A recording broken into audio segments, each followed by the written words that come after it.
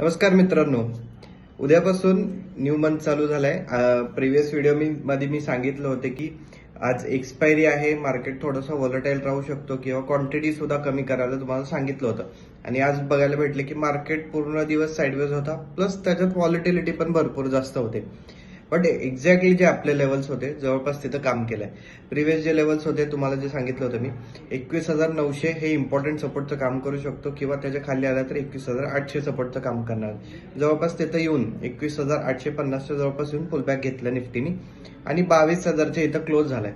Okay, आता 22,000 हे important resistance असणार आहे आपल्यासाठी. जोपर्यंत 22,000 तोडून वरती सस्टेन होत नाही, सस्टेन म्हणजे वरती थांबला पाहिजे, तर त्याच्यावरती जायचं सिग्नल देतो तर मार्केट हे अप ट्रेंड मध्ये कन्व्हर्ट होणार. पण 22,000ला रिजेक्ट केलं त्यांनी समजा उद्याचे दिवस आणि फॉल लावतोय, अगेन तिथं रिजेक्शन देतोय, तर परत तो अगेन जो लोअर लेवल्स आहे आपले 21,900 किंवा 800 तिथपर्यंत येऊ शकतो.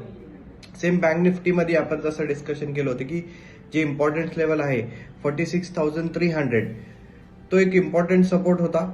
तो ब्रेक झाला आणि त्याच्यानंतर खाली कंटिन्यू केले.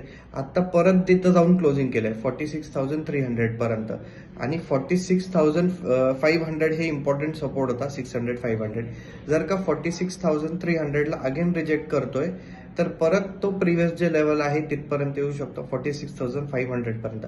बट इन केस उद्या जर का त्यांनी इम्पॉर्टंट जो रेजिस्टन्स आहे तिथं जिथं रिजेक्ट करतोय आता 46,300, तो ब्रेक करतोय, वरती सस्टेन राहतोय, थांबतोय, तर अप ट्रेंड मध्ये कंटिन्यू करू शकतो. तर मित्रांनो, लेवल्स मार्क करून घ्या आणि ट्रेड करा.